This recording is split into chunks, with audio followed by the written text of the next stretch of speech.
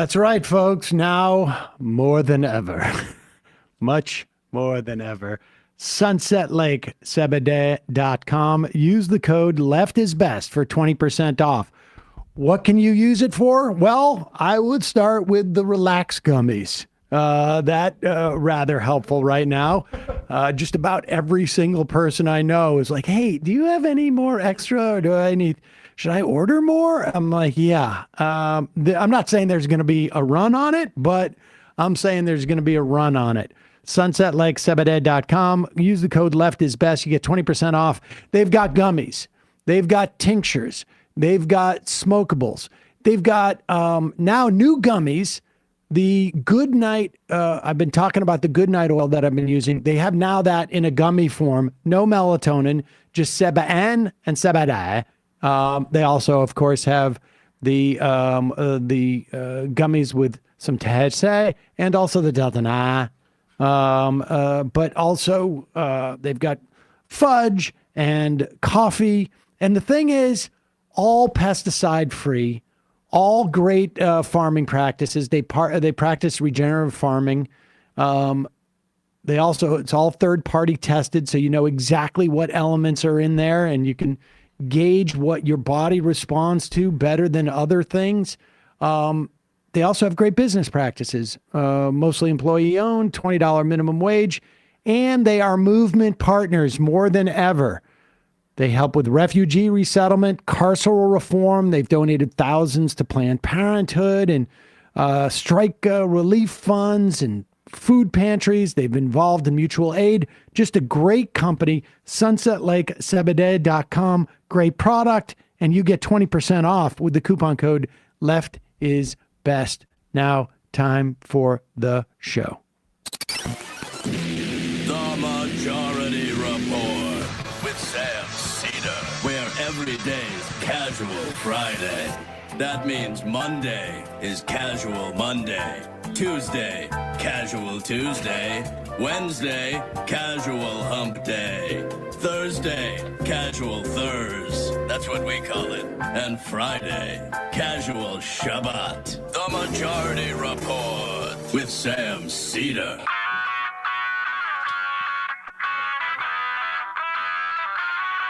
It is Friday, November 15th, 2024. My name is Sam Seder. This is the 5-time award-winning Majority Report. We are broadcasting live steps from the industrially ravaged Gowanus Canal in the heartland of America, downtown Brooklyn, USA. On the program today, Astead Herndon, national politics reporter at the New York Times, host of the Run Up podcast. Also on the program today, Make America Hepatitis Again. RFK Jr. named HHS Secretary. That's for Health and Human Services Secretary. Meanwhile, Congressional Ethics Committee claims it hasn't canceled, it merely postponed a vote on the Gates report. Republicans in the Senate, however, lining up for an epic cave on Trump nominees. This as Trump will waive FBI background checks on a lot of those nominees. We'll Peter Thiel do it. Yeah, they got more important things to do. Thiel do it. Israel kills 21 civil defense rescue workers in Lebanon. Doug Burgum nominated Secretary of Interior.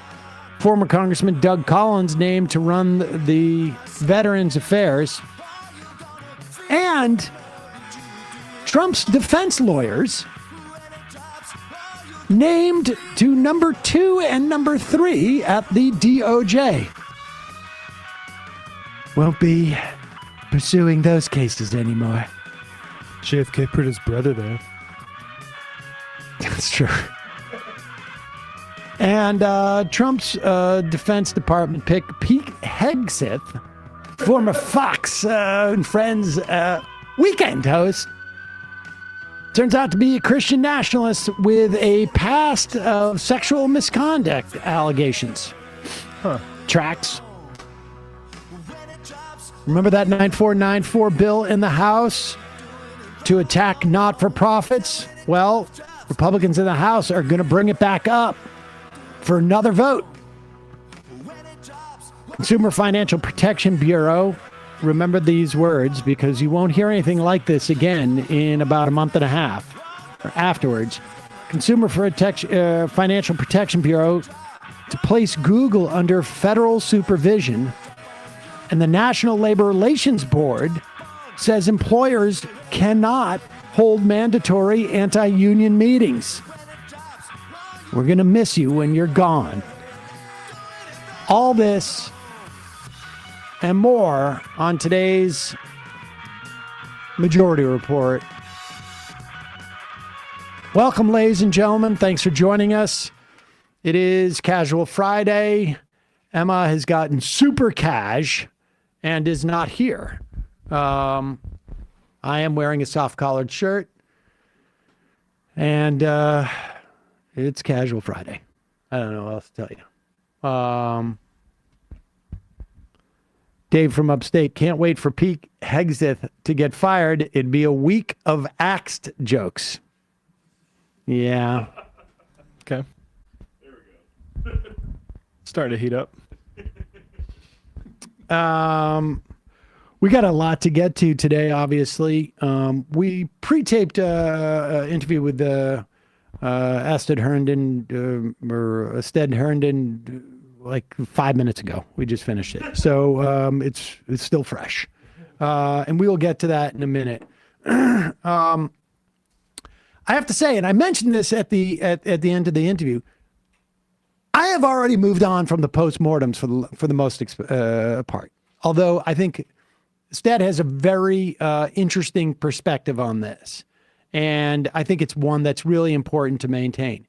But you know, we're going to start to orient the show towards both how to deal, you know, both to follow the crap show that is headed our way, to attempt to do what we can to sort of muck up the works. Again, butterfly wings, right? I mean, it's not,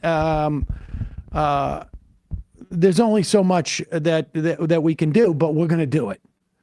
And to start to look towards how to build a power, both in terms of like organizing and unions and labors, which we've been doing, you know, for the past several years, but also to start to look towards, like, you know, next time around there's a Democratic primary, whether it's, you know, in a House race or in a Senate race or in a presidential race, to start to build, you know, a sense of what kind of candidate we want.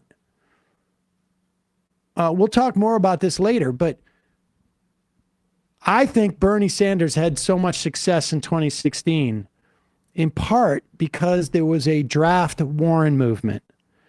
And it really wasn't, I mean, Warren was just the person that you know, was not involved in that effort.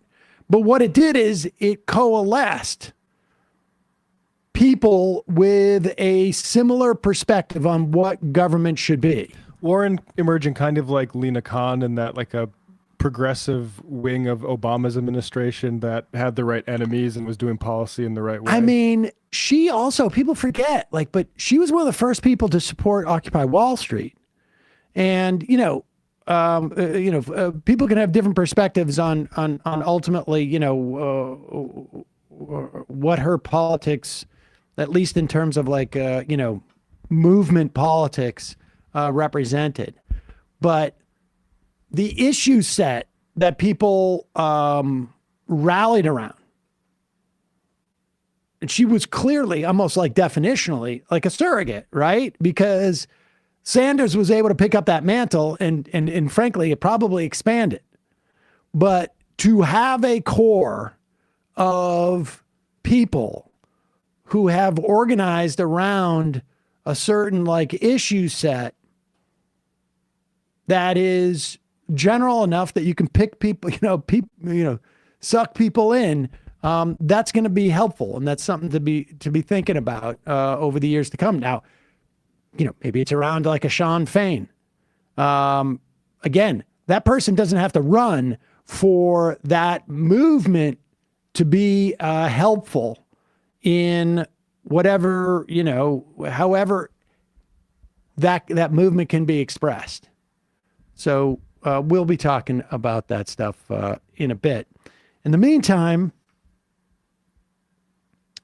I don't know if I need to put a disclaimer, but there was a time where RFK and I were, at the very least, I don't know if we were friends. We didn't, hang out, but we would exchange texts, and there were times where we were, sort of friendly, and I don't know if we ever really had much social interaction, a little bit over the years. But I used to work with him. He was supportive of me at Air America publicly in a way that was pretty funny. His politics have changed. I think he would be the first to say that. Are there some things that he calls for that I would agree with? Like, I am very excited for him to get all of the chemicals out of our food. I am very excited for him to disempower big pharma in some ways. I am very excited for how much of a crap storm that will create amongst Republicans whose, big chemical and big ag supporters are going to potentially. I'm excited for the wedge issues. And we'll talk more about this and, and develop some ideas about around this. I'm not excited for the increase in polio, the increase in measles, the increase in hepatitis, the increase in dental infections that very well may come with a Kennedy Health and Human Services administration. But this I also found fascinating because on some level, let's start with this. This is Jared Polis in August of 25th of 2024. He is responding to RFK Jr. on Fox News. I'm going to be campaigning actively with Trump. I want to make America healthy again. President Trump, and this is back in August when RF Kennedy basically went to the Harris campaign and they said, we're not interested. And then they went to the Trump campaign and said, well, you make me in charge of getting of the iron lung constituency. And Trump said yes. Highly transactional, which apparently RFK is looking to get rid of in our agencies. Nevertheless, here's Jared Polis, who at that time, and remember, this is all the way back in August. So this is almost, let's see, October, September, August. This is almost a full 3 months ago. And Jared Polis said, not sure how bringing back measles and bringing back polio makes anyone more healthy. Fair question to ask. Very fair question to ask. Because one of the keys in immunization and vaccines is you need to get a critical mass of people vaccinated. Otherwise, you allow for the circulation of these diseases to happen. And there are always certain portions of our population that cannot get vaccinated. Maybe they're immunocompromised. Maybe they're too young. Whatever it is. And the vaccines, no vaccines work for everybody. Even, our flu vaccination, we've been doing it for decades and it's been very helpful, but it's rarely more than 60% effective. But it's really important because 60% of effectiveness, if you cover a certain percentage of the population, inhibits the ability of the flu to go around, the virus to go around and get more people sick and get more people dead. And it depends on what the virus is too. It depends on what the R value is, like how quickly it transmits, how transmittable it is, all of these things. Most people know this already. Kennedy, for whatever reason, has, at least for the past 2 decades, been highly skeptical of vaccinations. That he's an anti-vaxxer. At first, it was thimerosal was causing autism, and now it's just sort of like a general issue that he has, it seems, with vaccinations. At least that's what he says. Sometimes he backs off that, but he has a problem with what I think most professionals, and he's not one, would call public health. And with any public health policy, you are always you're basically making a determination. And that is, will the costs to some individuals be worth it for the public at large? If we were to impose a standard that cancer treatments, any medical treatment has to be 100% safe and 100% effective, you would get virtually no treatments, period. There is no such thing. But we make a determination as a society. There's a 75% chance of this being effective. There's a 5% chance of this could go really wrong and you could die if you get this operation. But there's a 95% chance that you're going to make you much healthier. I mean, this happens all the time.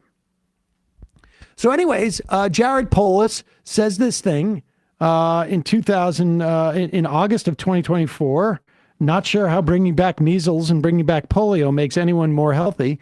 And then yesterday, Donald Trump appoints RFK to head the Health and Human Services, which controls the CDC, the NIH, the FDA, just to name a few.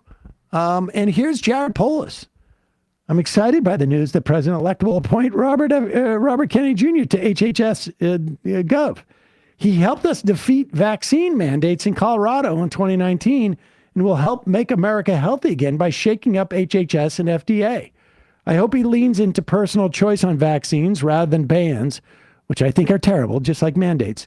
But what I'm most optimistic about is taking on big pharma and the corporate ag oligopoly to improve our health. Before you mock him or disagree, I want you to share some quotes that, if he follows through, show why I'm excited.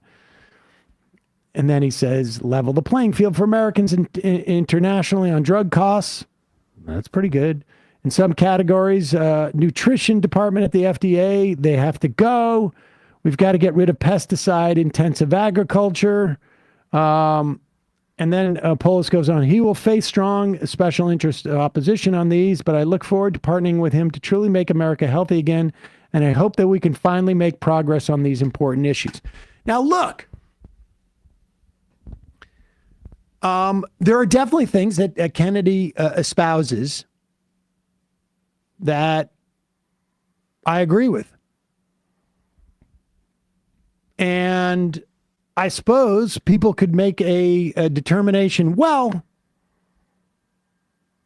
if we get all pesticide use is going down. We heard from our resident farmer yesterday. Kowalski in Nebraska. But certainly we could get a lot of chemicals out of food. Certainly there are issues at the FDA. And maybe, you could say, well, the trade-off between fixing those agencies and having a resurgence of measles or having a resurgence of polio or increased hepatitis rates, or more people dying from the flu, or more people dying from COVID, or completely make society totally susceptible to another pandemic if it happens. You can make that determination in one way or another. People, I could see how people might see that as a trade-off. And I can also see the value maybe in saying, like, we're going to create a wedge issue. And Kennedy's going to be in there, and he's going to be doing these things. They're going to piss off the Republicans, and it's going to expose them as being full of crap. And I can also see you saying, like, well, better to have Kennedy there so that people can see who's doing this and that it's coming from the administration when these rates go up than outside. But I don't believe that's what Polis is doing at all. I think he's just incredibly opportunistic and has a sense of libertarian streak in him. And this is something for you to remember. And how do I know? Well, here he is when his advisors go, what are you doing? Oh, is this going to be bad for me politically? I mean, because here's the point. You're empowering these people at a time where you should be empowering them. Yep. I mean, if Bobby Kennedy actually is going forward and pulling chemicals from food and begins to do that, I'm definitely open to providing support for that action. But at this juncture, to be empowering anybody to do any of this stuff, I'm sorry. That's BS. And so here he is, Polis walking it back a little bit. My thoughts on Robert Kennedy Jr. Science must remain the cornerstone of our nation's health policy, and the science-backed decision to get vaccinated improves public health and safety. Did some doctor call him? Did some public policy person call him? But if as a country we follow the science, we would also be far more concerned about the impact of pesticides on public health, ag policy on nutrition, and the lack of access to prescription drugs due to drug high prices. Yeah, I care about those things enough not to point to charlatans to solve them. Like I say, if he goes in and does this and starts to do it, and we're watching, committee hearings, and he's coming up there and saying to, Jim Jordan or whoever's, overseeing this committee, it goes like, we need to get rid of these chemicals. And I urge the entire Republican panel to vote for me. When that happens, then I'll retweet Bobby Kennedy and say, this is a good idea. But until then, who are you kidding? Who are you kidding? The first thing that Kennedy is going to do is undercut vaccinations. I'm sorry.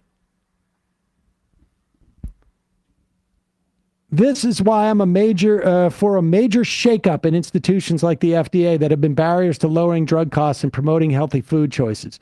Lest there be any doubt, I'm vaccinated, as is my family. I will hold any HHS secretary to the same high standard of protecting and improving public health. Well, you should come back out for some mandated vaccinations because it's important. But that aside, this notion of like the one inhibition to our having better policies about this is a function of who's running HHS. This whole notion of like, it's not about parties, it's not about political movements, it's not about any of that. Give me a break. This is baby brained. And I'm glad his consultants made him walk it back so viciously, because it just goes to show you watch out for this guy. It's putting people in danger. Ezra Klein had a quote from him a few days before Kennedy was picked. I get vaccinated myself. I did that publicly last week for the flu and COVID. But if you can't convince people with the data, then they have the personal freedom not to. And he says, our bodies, our choice applies not to fetuses. That slogan doesn't work with viruses. Our body, when you say our bodies, like, no, actually, that's why we need vaccinations, because like not getting vaccinated can lead to, I don't know, look what happened in American Samoa with measles. And I mean, just look at what happened with polio before vaccinations. I mean, there's a reason why the one thing that was allowed to happen in Gaza, the one thing that was allowed to happen in Gaza was polio vaccinations during this. There was a couple of times, obviously, where the Israelis, blew up the tents and made it more difficult. But the one thing, even the Israelis understood, like, they don't want a polio outbreak down there because a couple of soldiers bring it back. I mean, the one thing. Here is apparently Josh Green, governor of Hawaii. I don't know. Is this guy a doctor? He seems to have really been fairly astute on this. But here is Josh Green, governor of Hawaii, a little bummed out about his buddy, Jared Polis. Well, first of all, I was with Jared today throughout the day at the Governors Association meeting. We talked about this. Jared is very worried about what RFK would do over vaccinations. Whether or not RFK gets to do anything else, who knows? But this is a gentleman who has absolutely no training in public health, no experience in public health, nor does he have any experience in biopharmacologic processes either. He is a quack scientist. It is obvious. And Mr. Trump is doing this to be provocative. Now, tearing down government when children's health is on the line is not okay. I was disappointed in Jared, who I love, who is one of my favorite governors, but it is not okay. It's not okay to do what he did, to cast doubt on processes that are well established in science. It makes parents scared. When parents are scared, they don't take action. If people freeze and we lose 10 or 20% of our vaccination rates, you'll see disease spread widely across America. And remember, you've got a lot of children who are too young to be vaccinated who will be very vulnerable when these diseases spread. You'll see some polio come back. You'll certainly see outbreaks of measles and mumps and chickenpox. All of these things don't just sometimes kill you, they also will cause serious neurologic damage when children are ending up with infections because they couldn't get immunity. He is a physician, incidentally. Before he was governor, he was practicing medicine. And even after COVID, 70+% of people support vaccines requirements. The numbers for raw milk are much less, and raw milk is actually a good civilizational, or not, pasteurization is actually a good civilizational advance. Even, and I will add, even with apple cider, which happened in New York State about 15, 20 years ago. Personally, I like the UV, tastes better. I've had raw apple cider. It's fantastic. But the apples are lying on the ground a lot of times. A raccoon is taking a poop on the apple. It ends up in your cider. Kid dies. It's been going on with that meat, the deli meat company. Yep. Boar's Head, yeah. I mean, maybe roll the dice. Maybe society needs like a reset. Every couple of years, you need to have like a huge swaths of people die to be like, oh yes, this is why. Yeah. Gamble on basketball, gamble on elections, gamble on the food you eat. There you go. Folks, holiday season just around the corner. We want to spend less money. We want to have less stress. I've talked about how I have, subscribed to ready-made meals as a way of saving time, but also there are times where I want to cook. model for my kid that dad doesn't just have like breakdowns all the time and isn't always complaining about being exhausted. Sometimes he cooks. And the easiest way for me to do that is HelloFresh. HelloFresh makes mealtime nearly hassle-free. It's delicious. They deliver, it's basically a meal kit. They deliver chef-crafted recipes that come together quickly and are less expensive, significantly less expensive than takeout. But also, they taste like home-cooked meals because they are. And you know exactly what's in them because you're putting it in there. Want to thank HelloFresh for supporting the Majority Report. Here's an offer from HelloFresh. Get 10 free meals at HelloFresh.com/free majority. So it doesn't matter whether you're craving comfort food, trying to please picky eaters, you want something that will save you on calories. HelloFresh has all these options and more on a rotating menu of 50 recipes to choose from every week. I will personally recommend, they got like a crispy burger thing with like potato wedges and onions. Awesome. But also, my favorite is the sweet chili beef with some greens in it. It's a bowl thing. That's my new thing now.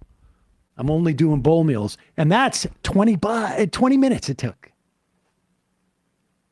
Step out of your recipe rut. Make fun, flavorful meals without needing to hunt for specialty ingredients. HelloFresh's pre-proportioned ingredients means less food waste. You can customize recipes so each meal is just the way you like it. If your kid doesn't like cilantro, guess what you do? You don't put it in. They have options available to trade or upgrade proteins or swap out the side dishes. Plus, HelloFresh has a whole market of over 100 add-ons like desserts, quick breakfasts, snacks, a whole lot more. This month, they even have Thanksgiving items to help wow a crowd with minimal effort on your part. You don't have to tell anybody. I don't know if my kid realizes, like, I don't go to the supermarket for this. I get it. I unpack it, put it in the fridge as if I just gone buy it. Get 10 free meals at HelloFresh.com/free majority. Applied across 7 boxes. New subscribers only. Varies by plan. That's 10 free HelloFresh meals just by going to HelloFresh.com/free majority. We'll put the link in the podcast and YouTube description. Also, as I get older, I have learned the value of design to some extent. I take my furniture more seriously. I realize, like, okay, I'm not moving around like I used to. And so I'm going to invest in something that looks good, but it's not going to be crazy expensive. Article believes in delightful design for every home. And thanks to their online-only model, they got some really delightful prices, too. They have mid-century modern furniture, which is a little bit of my jam. Coastal, industrial, Scandi, which is also my jam. Boho, I'm not even sure I know what boho is. Designs make furniture shopping simple. Article's team of designers are all about finding the perfect balance between style, quality, and price. That's the other thing. I got a beautiful queen-size bed frame from like a white oak with a headboard. It's gorgeous. And it was very reasonably priced. And I'm done now for the rest of my life. I mean, obviously, you got to get a mattress, which I also got through Article. They're dedicated, thoughtful craftsmanship that stands the test of time and looks good doing it. Article offers fast, affordable shipping across the U.S. and Canada. This is the other thing. The shipping thing was amazing. They track it. They tell you a window, so you don't have to wait 12 hours for it. You don't have obviously you don't want the thing sitting on the street. They send you updates every step of the way. Article's knowledgeable customer care team is there when you need them to make sure your experience is smooth and stress-free. Article's offering $50 off your first purchase of $100 or more. To claim, visit article.com/majority, and the discount will be automatically applied at checkout. That's article.com/majority for $50 off your first purchase of $100 or more. All right, folks. Going to take a quick break. And when we come back, Astead Herndon, national politics reporter at the New York Times, host of the Run Up podcast. We'll be right back after this. And just a reminder, it is your support that makes this show possible. You can get the show, the free show, commercial free by becoming a member at jointhemajorityreport.com.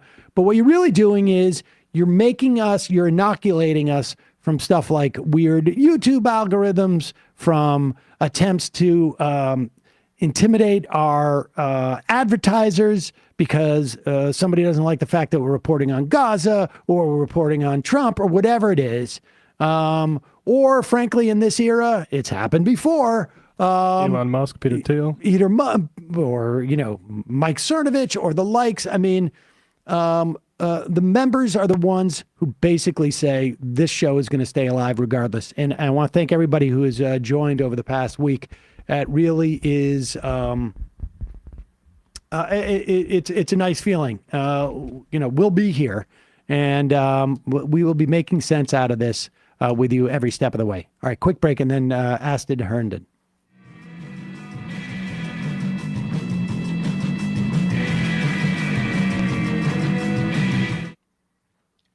We are back. Sam Seder on the Majority Report. Emma Vigeland off today. Joining me now, Astead Herndon, national politics reporter at the New York Times, host of the Run Up podcast.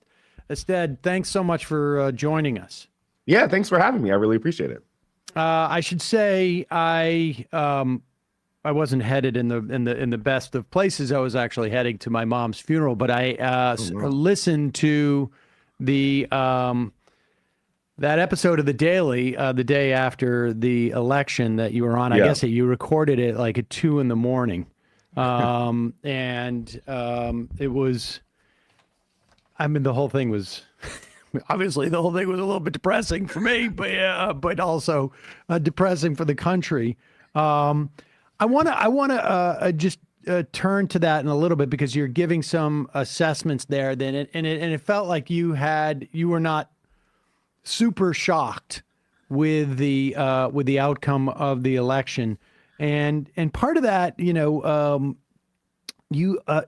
did an episode of the Run Up on I guess it was the next day, Thursday the 7th, where you basically just talked about this interview or ran it that you had done with a woman earlier in the year, and that sort of summed up stuff from your perspective. Just give us a sense of what your reporting has been over the past couple of years or so, just so that we get a context for that. Yeah, no, I appreciate you listening and having me on. I mean, so much of our work over the last couple years was based on a pretty basic premise, which is that after the midterms, I kind of saw two parties headed toward nominating deeply unpopular nominees.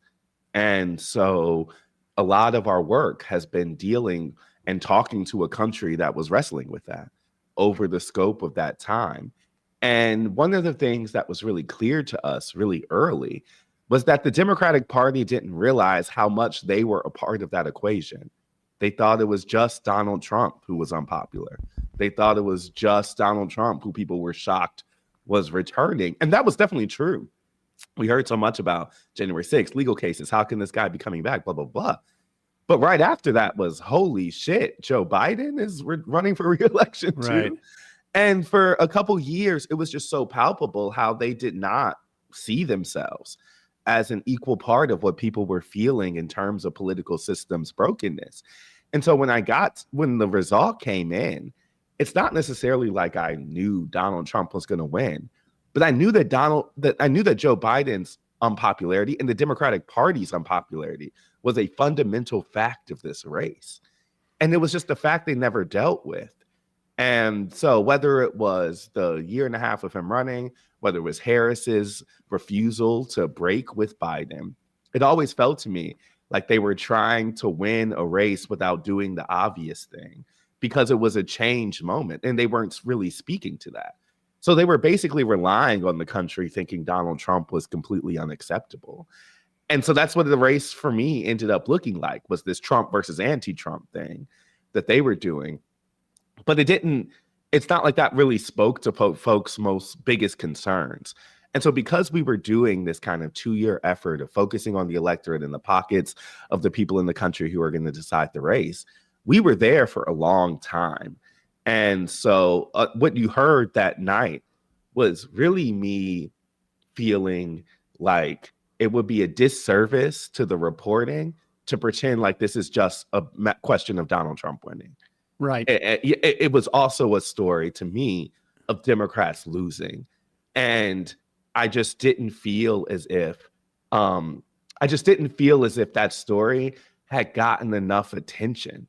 And it's a shock to me that it took the result for that, because the data and the evidence for a long time was pointing to the possibility of that result. What okay, and so and it really comes I mean, the election, the outcome was not one thing, but this is definitely like the idea of like it being a double hater election. I think ran deeper than people assumed. Yeah. And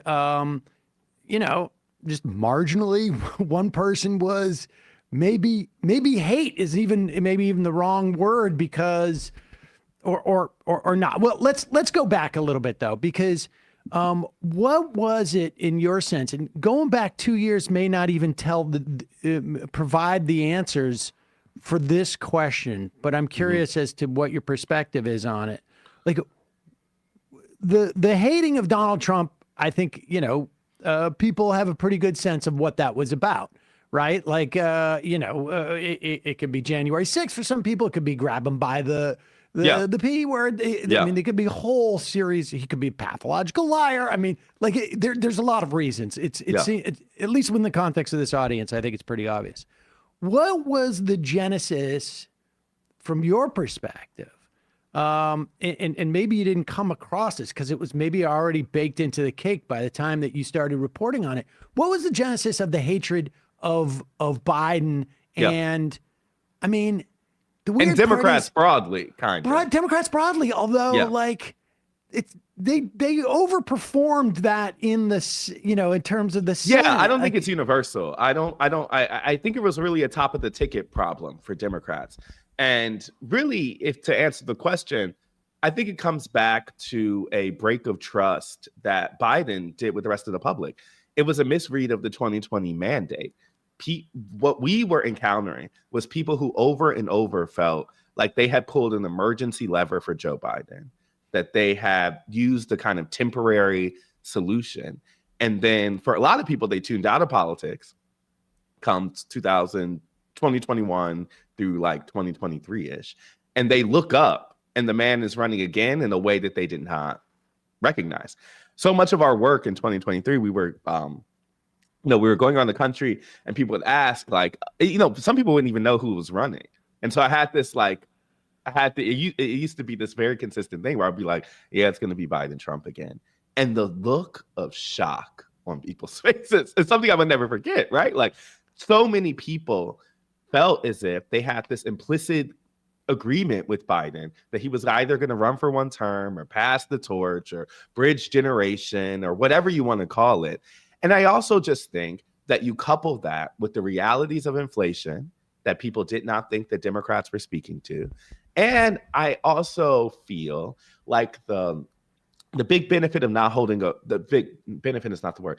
The big problem with not holding the primary is that they didn't get to recalibrate the Democratic message from the times in which I think people most remember it from 2019, 2020. And so, I do think the kind of wokeness brand has lasted longer than there's even reality, because most Democrats don't even talk like that right now. It's just that I think the last time they were having a macro party conversation, it was led by a kind of nonprofit, academic-y progressive universe that, to be honest, a lot of people don't think is speaking to their most material concerns. And so you had to. So if I can understand what you're saying there, because I've heard the argument, which I think is legitimate, that the lack of a primary. And I'm not talking about like a 3-week super primary or whatever. Yeah, I'm talking about 2020. I'm early. A full-on actual primary. I've heard the argument that the lack of the primary did not allow for a candidate to come out and understand where the electorate was and get a sense of that. But what you're saying is on the receiving end, a lack of a primary inhibited the ability of the electorate to move past to where the Democrats were today. Absolutely, because I don't think it's just a question of like the politicians learning where their electorate was, which would have been true. I actually think Democrats have shifted a bunch in the last 4 years. So let's take, for example, the way that Harris was blamed for individual flip-flops on her positions. A lot of those things are reflective of the Democratic Party switching positions from 4 years ago to now. They've gone right to the center on immigration, right? Like they've shifted where they were. They don't use Latinx and all of that type of stuff anymore. They're not as actually like focused on specific identity markers as I think they were 4 years ago. I just don't think they actually had a chance to tell the country that or to recalibrate kind of where they were. And so honestly, I think the Republican ads about she's for they, them, not you hit different because Democrats have not actually, they didn't have a story to tell folks that I think was updated to actually where they are. And so, yeah. And so I just think that like they ceded so much ground by tying themselves just to Joe Biden, the incumbency in the administration, that it blew my mind at the time. And I just think it was this like insider discussion where they made a decision amongst themselves that, you know, that the policies would translate, that Donald Trump was inherently unacceptable. All of those stories, I just think were things that they had a kind of internal agreement on and ends up putting them in this position. That's fascinating because, I mean, and it makes sense. I mean, because when we're talking about the election now, we're talking about 10% of the people that come out to vote. Like, on both sides, it's almost like taken for granted. But there's a percentage of people, it sounds like you're saying, are basically, we're sort of like politically Rip Van Winkled. And they went to sleep in, the moment that Biden gets elected, and they come back just in terms of. They basically came back on that first debate. Came back in that first debate, and we're like, wait, what's going on? I can't believe this guy's still the candidate. And 100%, but that's how most people ingest politics. That's how the 10% of people we're talking about, the folks who decide elections, that's mostly how they engage in this. And so it was just so wild to me.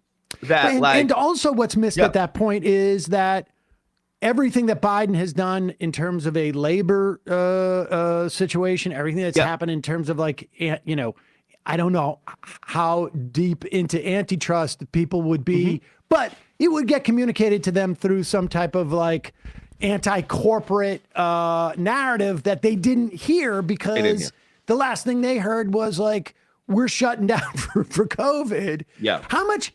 And then I want to turn to the story of Monica because it's fascinating to me, and I have to say that like my perspective changed in a way through this that I became a little bit more skeptical of her towards the end, oddly enough. Sure. But tell us about Monica and why she was the person that you chose to sort of like. To highlight, illustrate, to illustrate, she's the microcosm, or I guess that explains the macro. Yeah, we chose her basically because she was a double hater. I think that, we met so many people on the road, and I wanted to find someone that was in a swing state, torn legitimately between options, and felt like they were swimming through the journey of this election as we were. So we had met her a couple times. I originally met her at an RFK Jr. event where she was there for a comedy show he was throwing in suburban Michigan. And who was the comedians on that bill, if I could just ask? But the guy from Deuce Bigelow, what's his name? Rob Schneider, yes. God.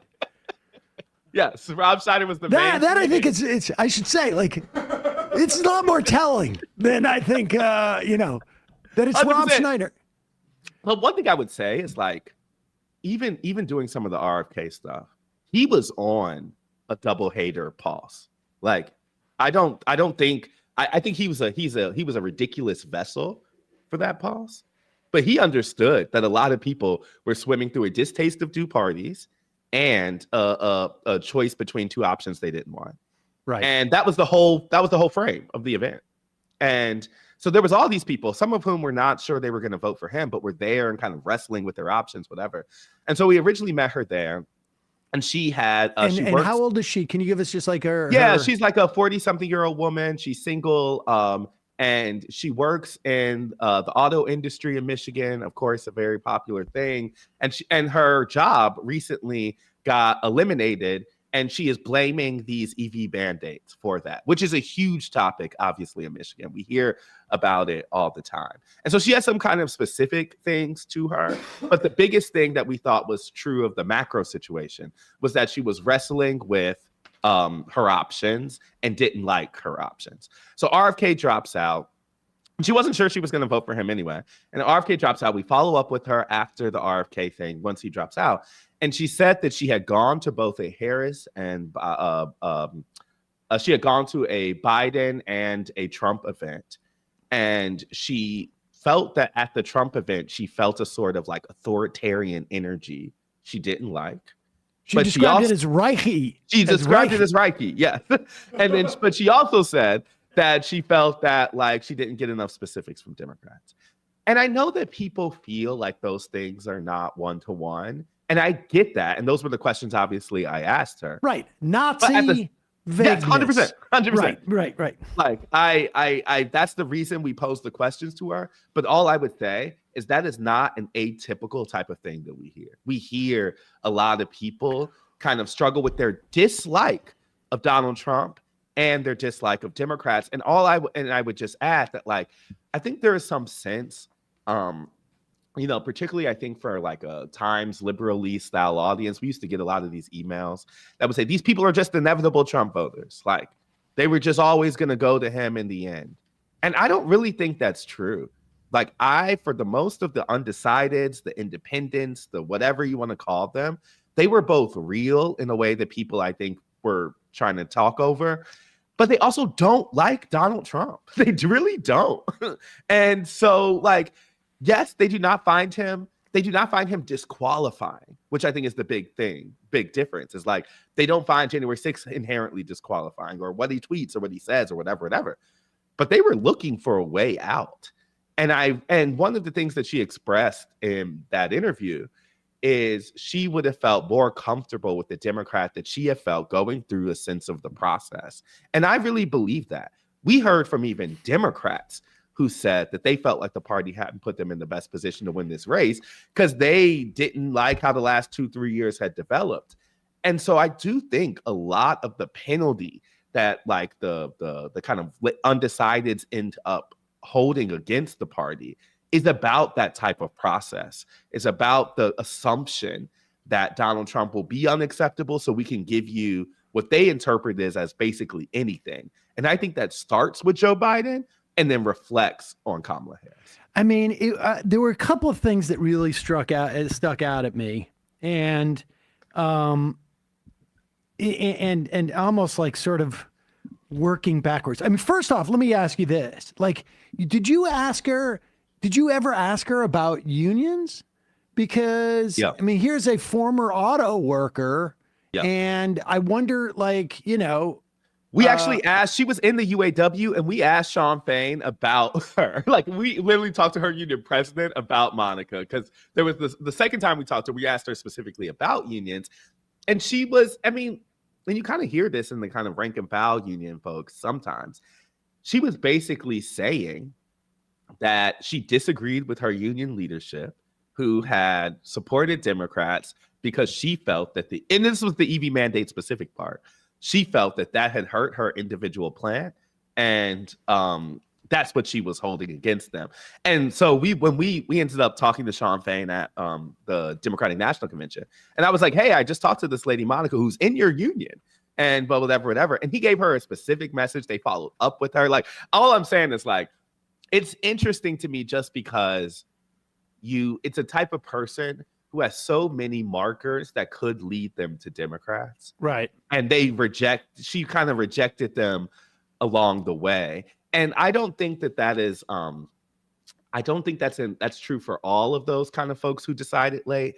But that's why I thought she was the right person to ask, because she had actually thought through why she had rejected unions, why like Reiki wasn't enough, right? Like why she cares about abortion rights all the time. We talked about her at the beginning, why that wasn't enough to vote for Kamala Harris. Well, there one of the things that stuck out for me is that of the many was one, she talked about Harris flip-flopping. Yeah. Which you addressed in the sense that like maybe had there been a longer primary process, it would have seemed more like an evolution because it's 4 years later. I will also say that like it's not a completely baseless assertion that Harris never had any type of like internal compass in terms of politics, both because she never formed any, she was a prosecutor. Yeah. There's really no, there's arguably an ideology there, but it's not like one that is articulated in the way that people, you're more of like a bureaucrat on some level from people's perspective. As a senator, she wasn't in there for very long and hadn't really established her bona fides. And frankly, I remember her questioning Joe Biden and saying, where were you in terms of busing? And then 3 days later, it was like, on the other hand, maybe it's not that big of a deal. And so she was susceptible to that, but that's a high sensitivity. The other thing that Monica said that also struck me was, because I don't have any brothers or sisters, because I'm 37 and I don't have any kids, I don't have to worry about the future. Yeah. And it sounds callous. I'm quoting her, and it sounds shallow and self-interested. But the point of the matter is, if I can't take care of myself and pay my own bills immediately, I can't dedicate my personal time outside of work to work with people in recovery. The because owning I'm of the selfishness. Addict. Yeah. But it was also like in the context of her recovery, there's like some awareness of like, I have to feed myself and protect my peace, I guess, and go forward, whatever it is. Those things really, really struck me. But I also have to say, like, her staying in the game with Joe Biden, because even after the debate, she was still sort of like, she was still, that to me makes me feel like, and it's just simply if it's the case, it's the fact that like she has a bias towards against maybe it's a female. I suspect it's a female candidate because Joe Biden was barely sentient.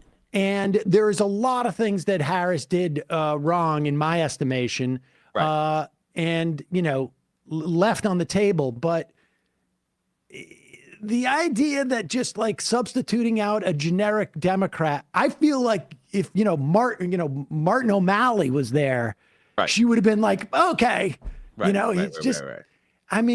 you get that sense? I think you're right. And I think that comes up in a lot of our talks with folks all the time. Like, I can lay out kind of broader and, kind of structural reasons why people are why they're voting the way that they are. But so many of the things that come up are those kind of individual preferences, which fall on the same type of racist, sexist, whatever markers you want to land. And so I am not someone who says that those things don't matter. They absolutely matter. I remember back in 2019-20, when I would run into people who were torn between Bernie and Bloomberg, and I would be like, what is the through line? And the real through line is they just liked a white guy who felt strong, And so many of people's individual voting decisions come down to those preferences. And I think that Harris, certainly the flip-flopping thing hurt her uniquely because of who she is. And as someone who covered her initial presidential race, I may have written more about her kind of political shortcomings or maybe lack of vision than like anyone else in mainstream media. And I still don't think that explains a lot of the ways that folks come to her. And so I definitely don't kind of demean that. The only thing I would say is when we think about the ways that like racism, sexism impact this race, I don't just start with how the Monicas ended up voting. What big way I think it impacted this race is the Biden White House did not set her up in a position to be the leader of the party, and when I was reporting a profile of Kamala Harris last year and asking, is there any different ways that you treated this number 2 because she's a Black woman and the first person to hold that position? No. They were still talking about, well, we did it like this with Al Gore, or we did it like this when Joe Biden was the number 2. And it was a complete dismissal. She was not selected with the idea of the future in mind. She was not set up with the fact that she could be the future leader of the party. And that kind of shelving, I think, is also a racism, sexism impact too. So I just think in terms of like the motivation behind it, but the complete obliviousness, a misread of their mandate. Yeah, yes, obliviousness, a misread to their mandate, and an obliviousness to, like, you'd have to be completely blinkered to not think that there is a automatic minus 2 points for a Black woman running. I don't know what and the I'm number like, these is, are all these Democratic liberals who spend all their time on the trail talking about the white supremacy and racism, sexism, and they don't even operate with that in mind. And so right, they're I'm not saying, doing anything to sort of say, like, okay, at one point, right, Joe Biden's not going to live forever, 100%. and she's going to have to run, and like, what are we doing? What are we doing? What are we doing to make her see, to sort of like put her in a position to succeed? Let me tell you a specific example on this point. There was I was reporting the profile on the vice president last year, and I remember seeing some stat that said, the vice president's kind of people, a circle, showed me some stat that was like, when she delivers the Biden message in some focus groups, like people move, just trying to show her as an effective messenger. Very kind of baseline politics stuff.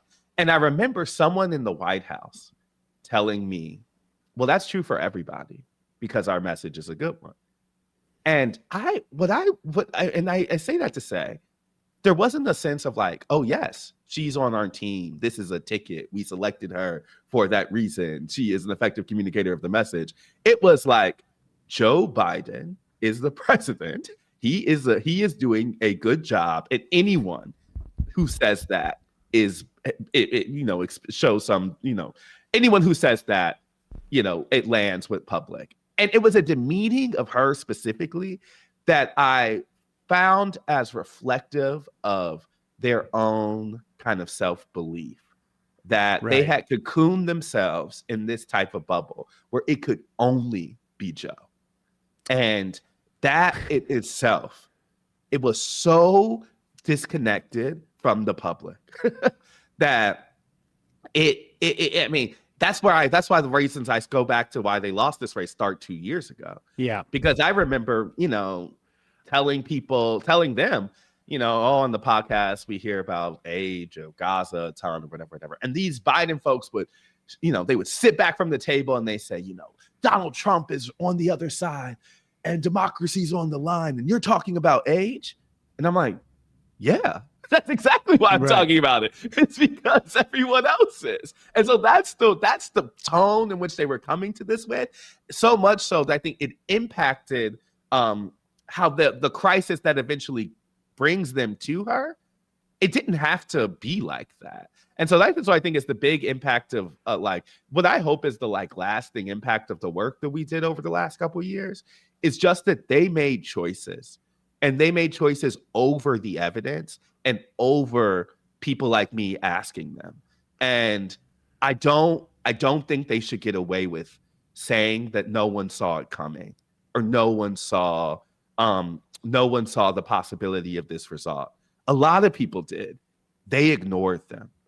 Yeah, I mean, and what's interesting too is I think, for me, the Clinton loss, there was, let's say, a half a dozen but-fors. Yeah. But in this one, it feels like there were a half a dozen things that had to aggregate for this to happen. And, and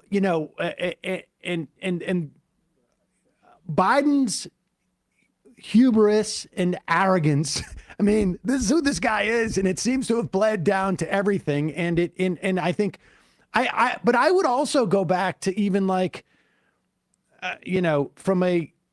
because it's interesting. So much of this is not sort of policy based with these people. The policies give maybe sort of like a broader narrative, which they could have like hung a campaign on, but it was inhibited by a lot of this other stuff, I think.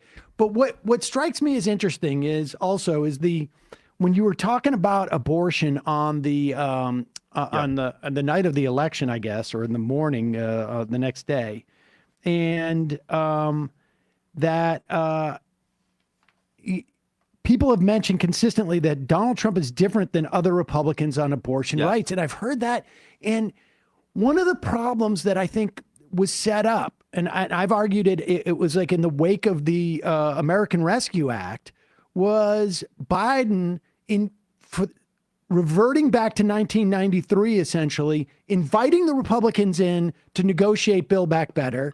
They couldn't come up with anything. So inviting Portman and Sinema in, and this whole notion of like you making Donald Trump distinct from the Republican Party and the Republican Party distinct from Donald Trump, it ends up benefiting Donald Trump because nobody believes him anyways. Yeah. And so he's untethered and can say to Muslims and Arab Americans in Michigan, I'm on your side, and to right-wing Jews in Pennsylvania, I'm on your side. Yeah. And they both like, end up voting for him. And they both end up voting for him. And because there was such a reluctance to tie Donald Trump to the Republican Party and anchor him here and say like, okay, he may be a vassal, he may be a flip-flopper, but they're not. And the whole Lynn Cheney, that's not only did it not get him anything, that mode of thinking prevented them from basically tying Trump to any set of policy issues that were meaningful to anybody. Yeah, it's a strategy that flopped. It's just not like even every kind of leg of it. And I think Democrats told themselves a story after the midterms because Biden really did succeed. And I think Democrats succeeded in framing those candidates as outside the Republican norm, particularly in battleground states. I think that they just took that strategy nationally. And one of the things that people people do not think Donald Trump, like people project what they want onto Donald Trump. And so he's not Carrie Lake, he's not Doug Mastriano. He's someone who people think they know better than what you're telling them. And so a lot of folks, specifically, when I mentioned abortion rights, like I think there was a sense that, you frame him and the rest of the party is anti-abortion, he will be punished for anti-abortion. And we were talking to women in Arizona who plan to vote for the abortion rights referendum and Donald Trump. And they were like, well, yeah, he says he's not going to do a ban. Like, that's the one thing I know about him. And so for as much as he's a flip-flopper, I think there's a couple times that we have to acknowledge his consistency on a couple of things. One of which is immigration. I think the biggest one is like, for as much as, he has changed policy positions left and right on so many issues, the country is closer to him on immigration now than they were in 2016, and he's been there the whole time.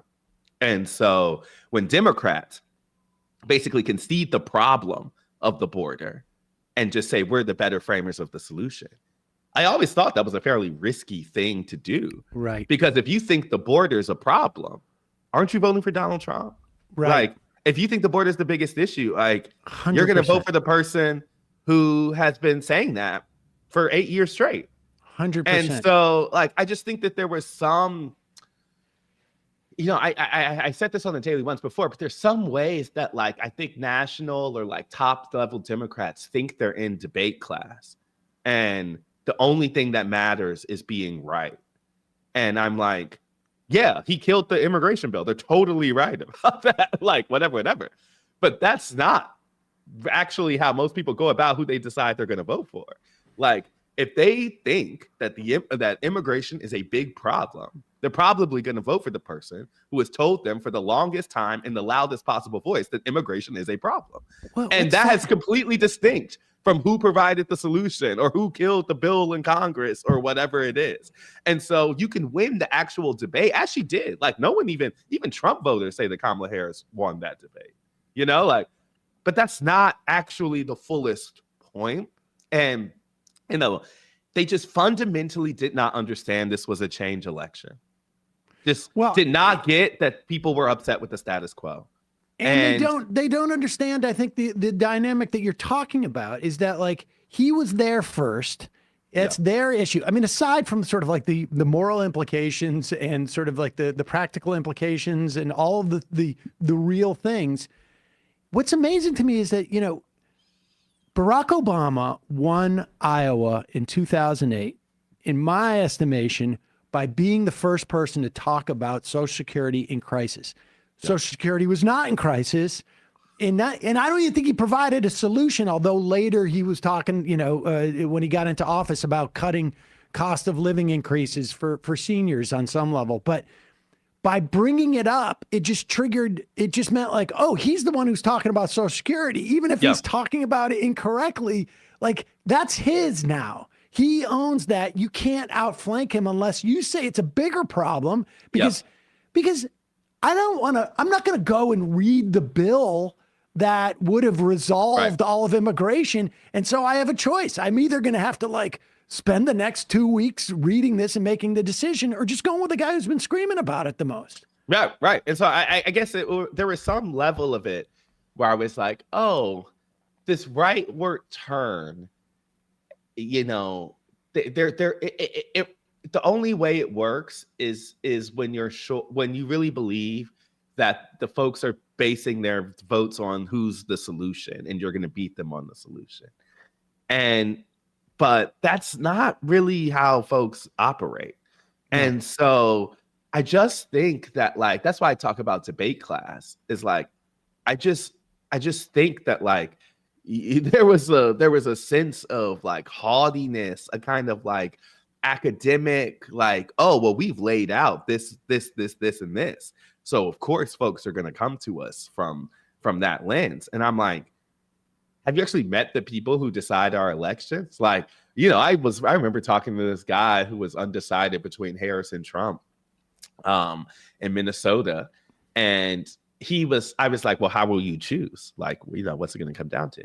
And he's like, well, I'll drive to the polls on election day, and whichever one of these issues matters more to me.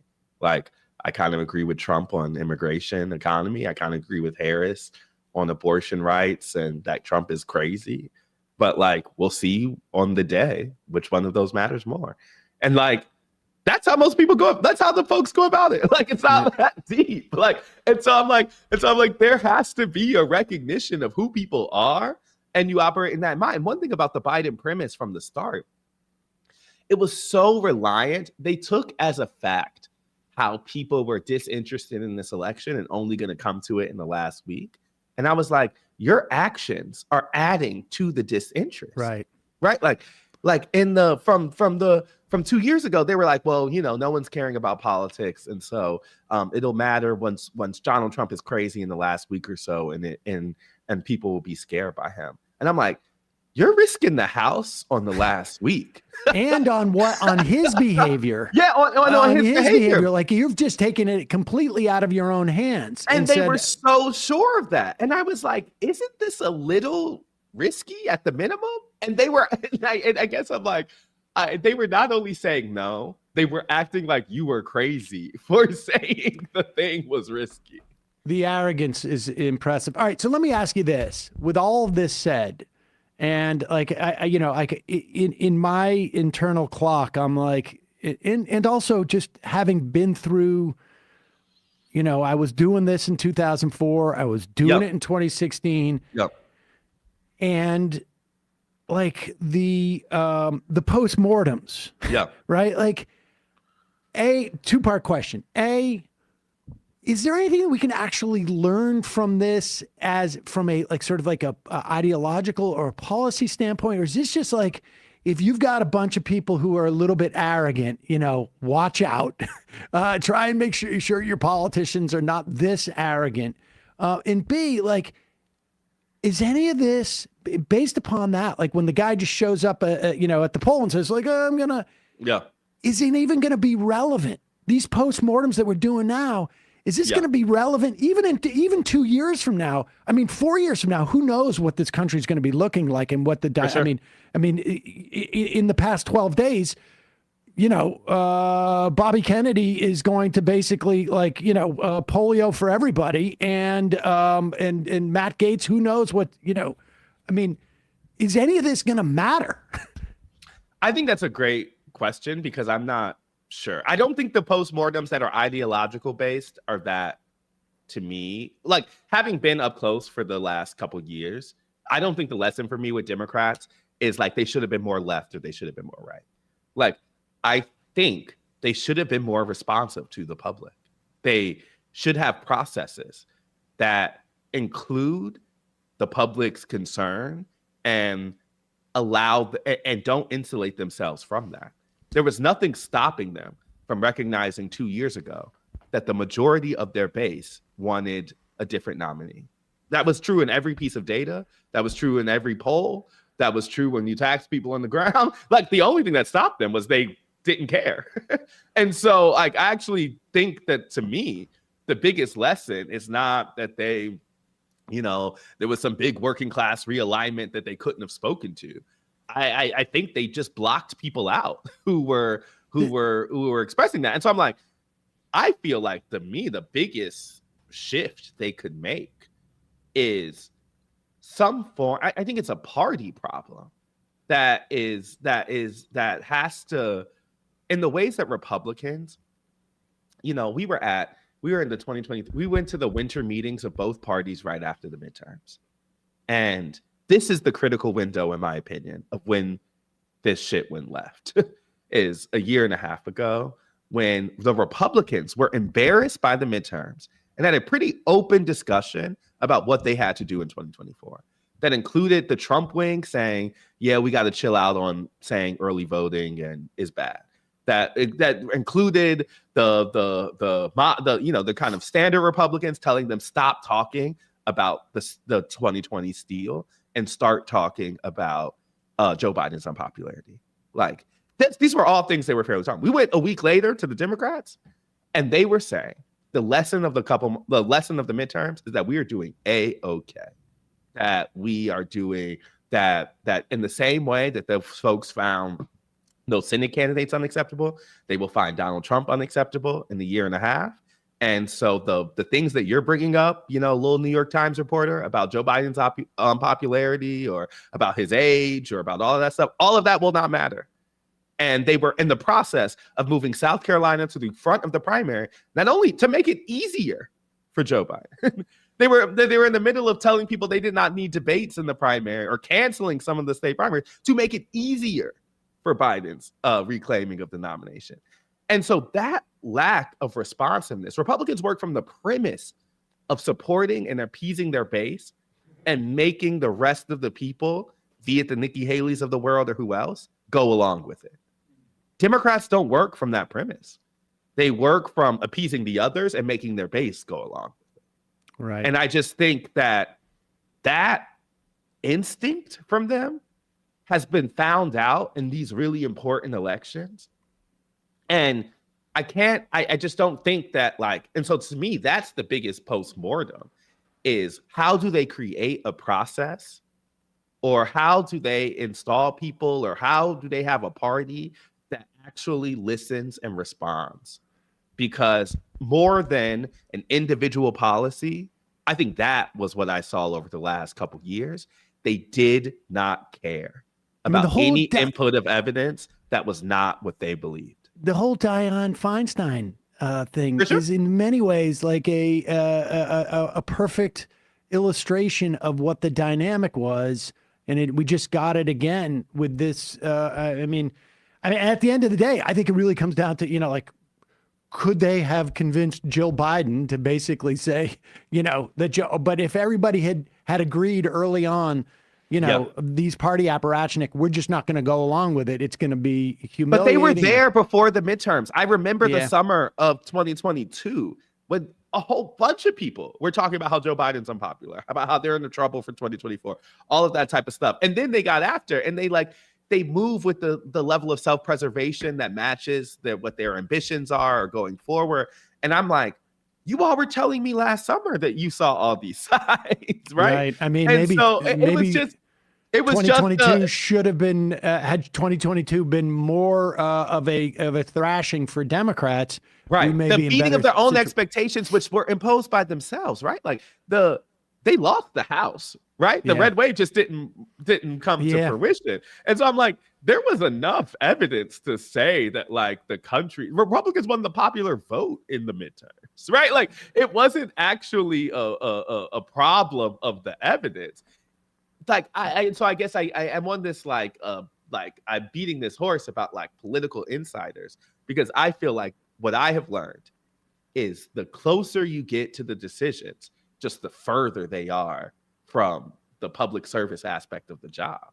And so that to me feels like the core lesson is if you make decisions removed from public, at some point that's going to catch up to you. Like this is still a thing that is driven from the bottom up, no matter how much the top down wants to say it is. Like they have been wrong in these elections from 2016 on, because there is a grassroots thing happening in America and the upsetness with political systems and how they are. And if they don't want to speak to that, they're going to get punished. And they have been.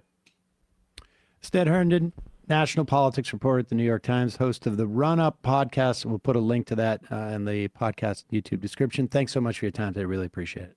Thank you. And thank you for your work. I love it. We are back. Sam Seder, Majority Report. Emma's out. I'm going to head to the fun half. It's Friday. Trying to have some fun.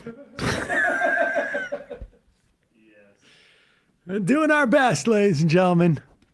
We're doing our best. Just remember, you can support this show by becoming a member.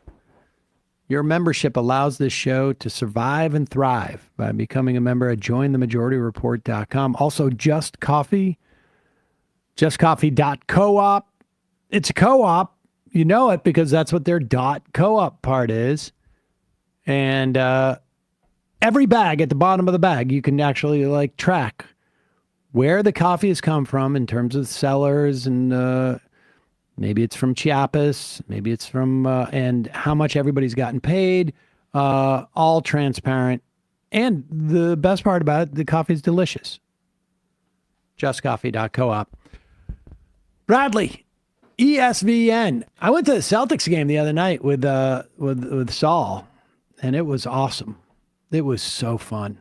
We had so much fun. Just a casual 25-point thrashing. But you know what? It started off. They didn't really take the lead until well into the second quarter, I think it was, if I remember correctly. And so it was really a game in many respects. And Saul and I left I was sort of lamenting like, oh, it's too bad we're not Nets fans. Because you could probably pick up a day of tickets for like under the cost of the ticket. For sure. It's awesome. Yeah. But I mean, I haven't taken advantage of it, but I plan to. Yeah. all right, what's he up on ESPN? Yeah, so on ESPN yesterday, we gave our top 3 picks against the spread for Week 11 of NFL action. I'm slowly but surely making my way back into contention with Emma. So if you want to check that out, check out some of our clips or our prior streams, you can do so at youtube.com/ESPN show. And we'll be back on Monday for our flagship show at 4 p.m. Matt, Left Reckoning. Yeah, coming up this weekend, patreon.com/leftreckoning. We talk with Kurt and Jose Luis of the Soberania podcast about Claudia Sheinbaum and how she won despite being the only elected, the only party, Moreno in Mexico that won after the COVID inflation shock. And it turns out that having a very charismatic predecessor and doubling the minimum wage and maybe tripling it in certain cases leads to the people supporting you. So patreon.com/leftreckoning to get access to that. Quick break. We'll be right back after that. You are in for it. All right, folks, 646-257-3920. See you in the fun. Are you ready?